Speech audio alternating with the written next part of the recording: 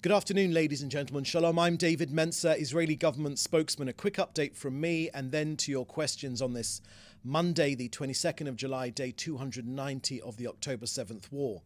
As you know, this morning the Prime Minister set off on his diplomatic visit to the US, where he will address both houses of Congress on Wednesday. Look, this is an important visit for the Prime Minister representing all Israelis. He's honoured that he will address on behalf of the people of Israel Congress for a record fourth time, more than any other international leader before him. The stakes for Israel could not be higher. Israel is fighting a war against Iran's terror proxies on 7 fronts.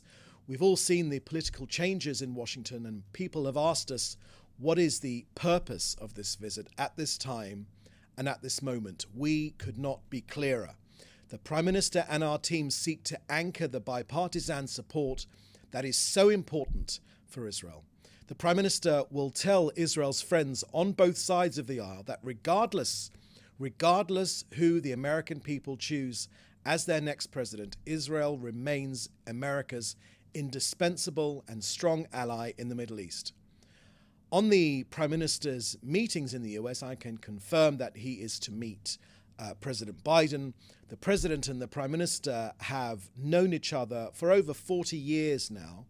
The Prime Minister will thank the President for everything he has done, not only for Israel during this war, but also during his long and distinguished career in public service as Senator, as Vice President, and as President. The meeting will also be an opportunity to discuss with the President how to advance in the critical months ahead our goals in this war, which are important for both countries. Of course, achieving the release of all of our hostages, defeating Hamas, confronting the terror axis of Iran and its proxies, and ensuring that all Israel citizens return safely to their homes in the north and in the south. You know, Israel's enemies always seek deadly opportunities in times of uncertainty. So this visit will reiterate to Israel's enemies and friends alike that the US, that America and Israel stand together today, tomorrow, and always. Now to sad news of IDF casualties, 683 since the start of this war. Sergeant First Class in the Reserves, Ephraim Ben Amram, was 25 years old and from Yesod HaMa'ala. He died from his wounds after being seriously injured last month in a UAV attack at his base in the Golan Heights. There are no words of mine that can assuage the pain of his parents and the parents of other families.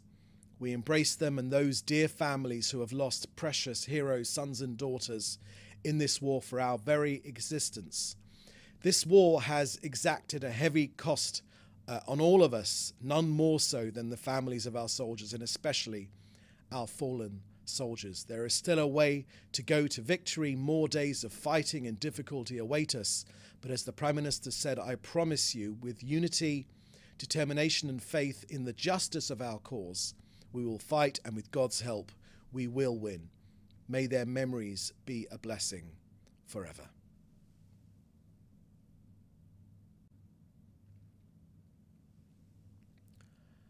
On our hostages now, the IDF has confirmed this afternoon that it has informed the families of Alex Danzig and Yagev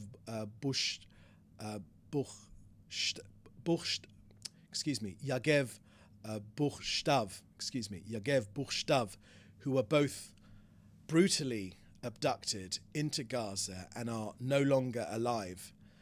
And their bodies are still being held by Hamas. I can tell you that the decision to determine their deaths was based on intelligence. It was approved by an expert committee of the Ministry of Health in cooperation with the Ministry of Religious Services and the Israel Police. This will come as a crushing blow to their families. There is a large group of families of hostages, as well as released hostages themselves, who are accompanying the Prime Minister to the US. They are there to make the case for their friends and family members and to stress that these hostages need to come home now. the living and the dead, so cruelly held by Hamas. So with this terribly sad announcement of today, of the 120 hostages still held by Hamas in Gaza, I want to update you on the latest numbers of those 120. 46 hostages are unfortunately no longer alive, still being held by Hamas. 100 are male hostages, 16 are female. 2 are children under the age of 5, 106 are Israelis, and 10 are foreign nationals, and 1 Israeli remains missing. Israel will do whatever it can to bring them home, women, men, children, the elderly, 9 months now. Now an update from COGAT in their work coordinating aid into Gaza over the last 24 hours. 236 humanitarian aid trucks went into Gaza today for the first time in weeks. United Nations humanitarian aid trucks arrived from Egypt and unloaded on the Gazan side of Kerem Shalom. This is thanks to UN aid organizations putting in collective effort to collect the aid waiting on the Gazan side of Kerem Shalom. But the contents of over 550 trucks are still awaiting collection. 7 tankers of fuel and 6 tankers of cooking gas, which serve the vital infrastructure in Gaza, also went in. That makes 829,000 tons of aid that have gone in since the start of this war, more than enough food for everyone in Gaza, and 80% more than went in before this war. So that's the end of our briefing today. I will now take your questions, which you should put in the chat of this Zoom, together with your news outlet. First question here is from Miss Vasdal from Norway 2 Television, TV2 Norway. Firstly, how does the Prime Minister react to Biden's decision to drop out of the presidential race, and what would be the result? What would be the best election for Israel? Thank you for that question, Ms. Vasdal.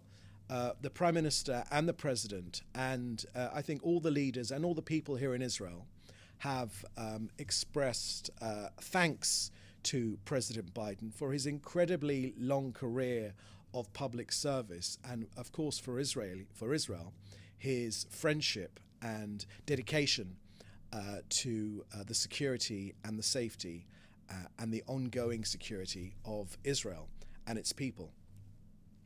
Just last week, President Biden was asked in an interview if he was a Zionist, and he made the comments loud and clear that yes, he is a Zionist, and a Zionist, as he defined it, is someone that believes that Israel is a homeland for the Jewish people, which should be able to live in peace and security with its neighbors. So the Prime Minister has been very clear about expressing his thanks, as has the President, as have, I think, all the leaders and almost all of the people in this country. Now, as for the best result of the election for Israel, the best result, of course, would be the democratic result. It's for America's people, for the US citizens themselves to choose who should be the leader of the United States of America, and whoever they choose, it's certainly not for Israel to choose, it's whoever the people of Israel choose will be a good outcome for Israel. The relationship, as I mentioned, as the Prime Minister said this morning as he boarded the plane on the way to the US, the relationship between the US and Israel is a bipartisan relationship, and that has been the way it has been since this country was established. It's incredibly important that there is bipartisan support for this country, and that is one of the reasons why the Prime Minister is making his visit today. Next question you ask, Ms. Vidal from TV2 Norway. What can you tell me about the Canadian national who was neutralized after attempted stabbing in Netiv HaZara? Is Israel afraid of more attempted terrorist attacks, or worse, completed ones from foreign nationals? Thank you for that question, Ms. Vidal. The IDF today released details of that attack. You're right, this was a foreign national. For more details, you should go to the IDF on their website or on their Telegram feed for details of that attack. We have, in terms of the other part of your question, we have in the past been faced in this country with foreign jihadis, foreign Jew haters, foreign Islamic fundamentalists, and also foreign terrorists that have sought to harm Israelis. The Prime Minister's message is extremely clear, extremely clear. Whoever seeks to harm us, they will be harmed. Next question is from Joel Pollock. Will Prime Minister Netanyahu meet with former President Donald Trump? Thank you for that question, Joel. I haven't got any update on that right now, but as and when those updates come through, we will be sure to share them with you. Secondly, will Prime Minister Netanyahu meet with Vice President Kamala Harris? Thank you. Same answer, actually. I haven't got any update on that. We will be sure to update you when we have more information on that. Thirdly, Prime Minister Netanyahu's office just released a photo of him reviewing his speech on his flight next to a cap that says "Total Victory." Can you explain that message and its connection to the speech? Thank you for that question, Joel. The motto that this country has lived by for the last 9 months since the attack on October 7th is that we do want total victory and that we need to work together to achieve that total victory. It's incredibly important. Our enemies know, indeed, this message was given by some of the Hamas hostage takers to our hostages, and our hostages on their return said this to us. They said, you know, when Israel is united, when the people of Israel are united, they are untouchable. No Hamas terrorism can reach them.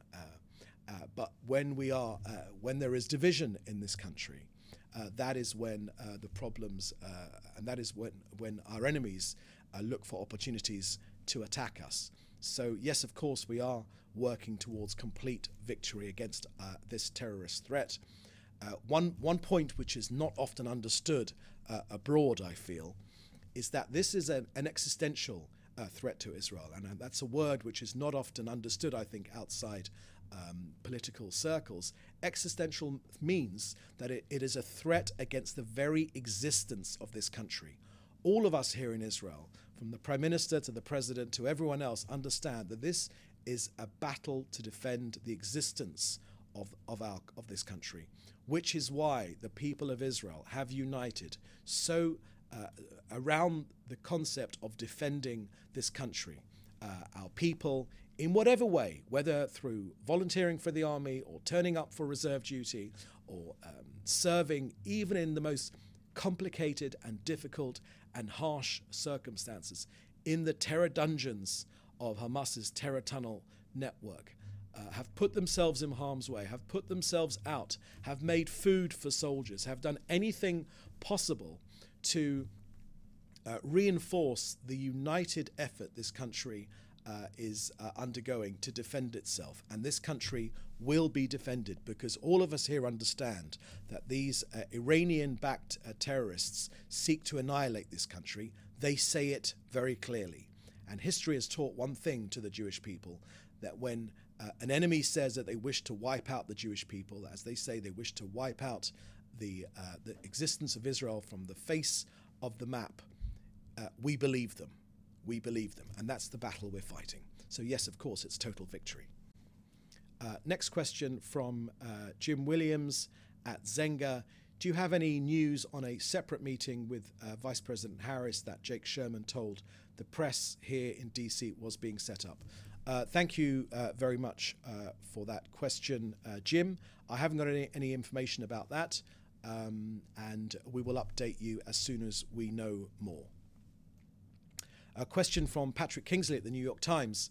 Will the president's decision to step down change the way that Prime Minister Netanyahu approaches the war in Gaza? Thank you very much for that question, Patrick. I think the short answer is no.